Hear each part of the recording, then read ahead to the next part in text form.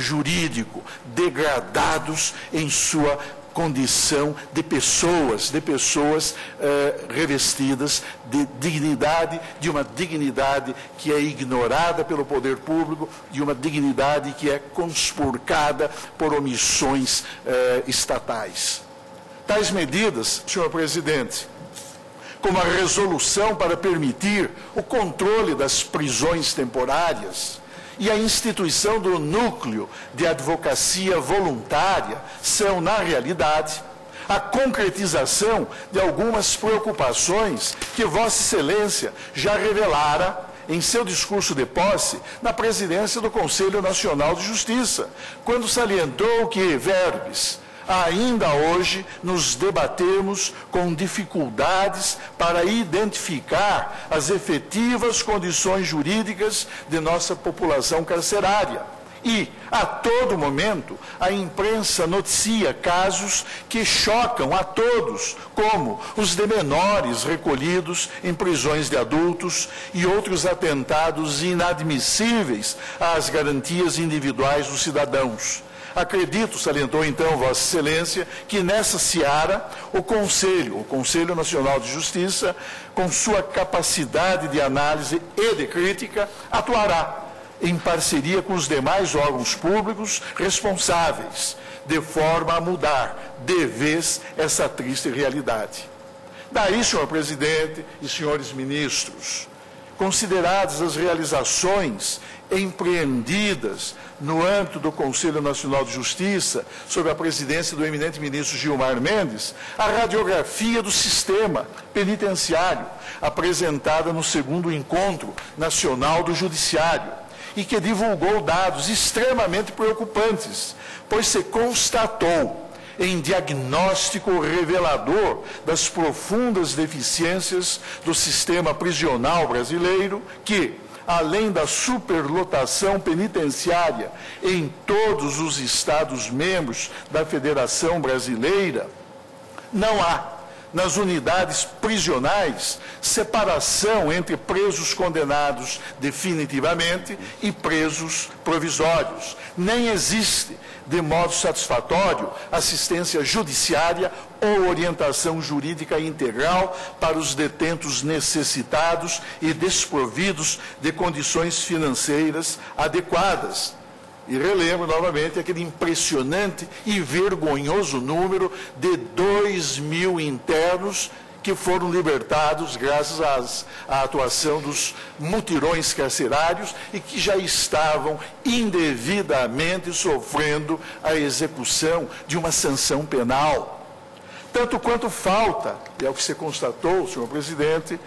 no universo penitenciário brasileiro, o efetivo cumprimento pelo poder público de obrigações que lhe foram impostas pela Constituição e pela Lei de Execução Penal.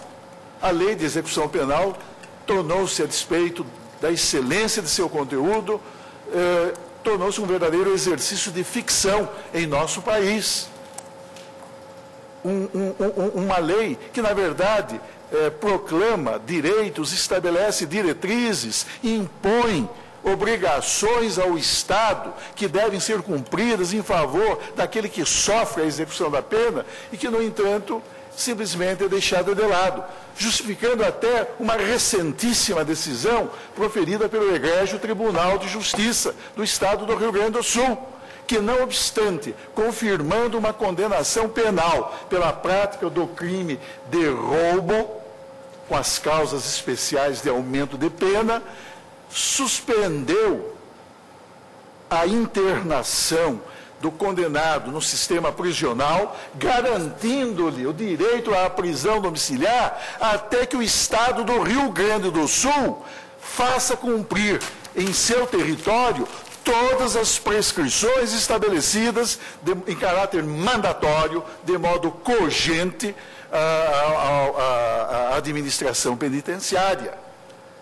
É a tal situação que se tem chegado em nosso país, em face desta não prática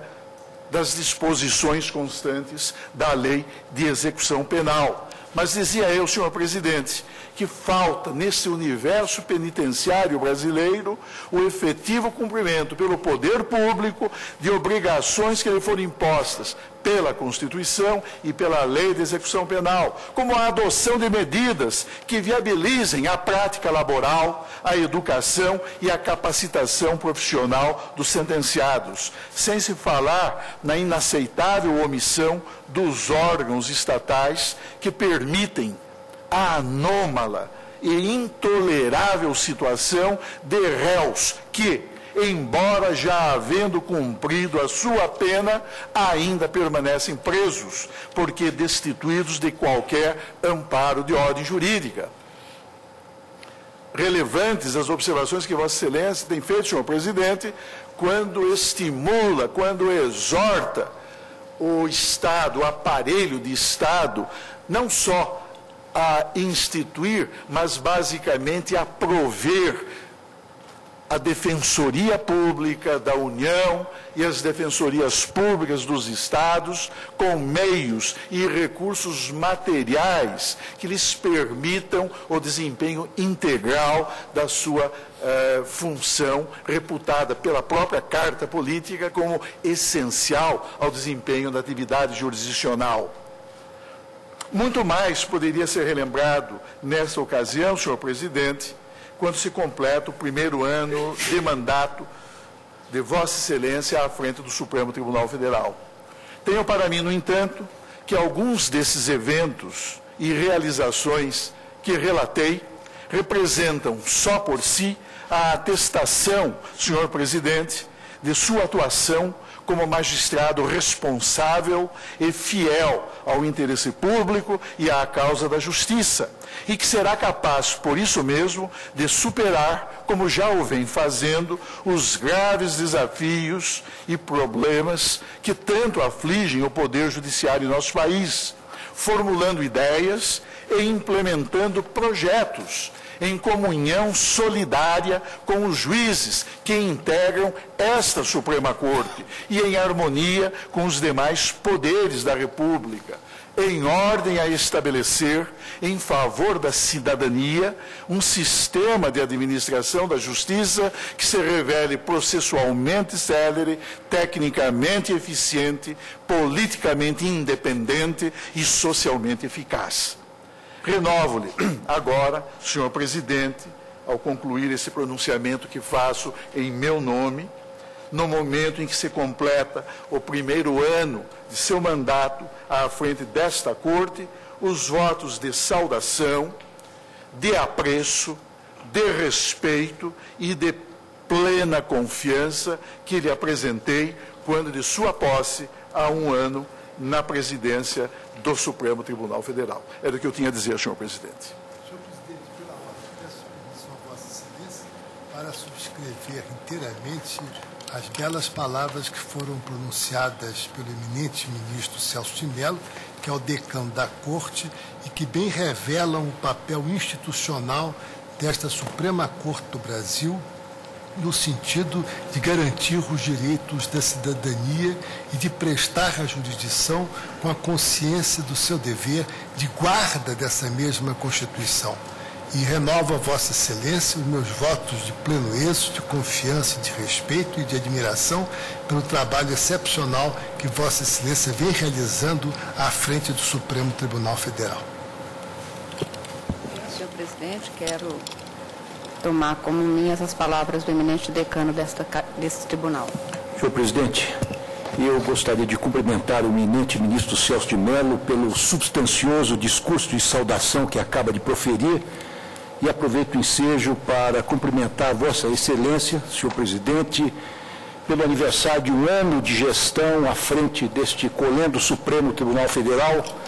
e auguro continuado sucesso no restante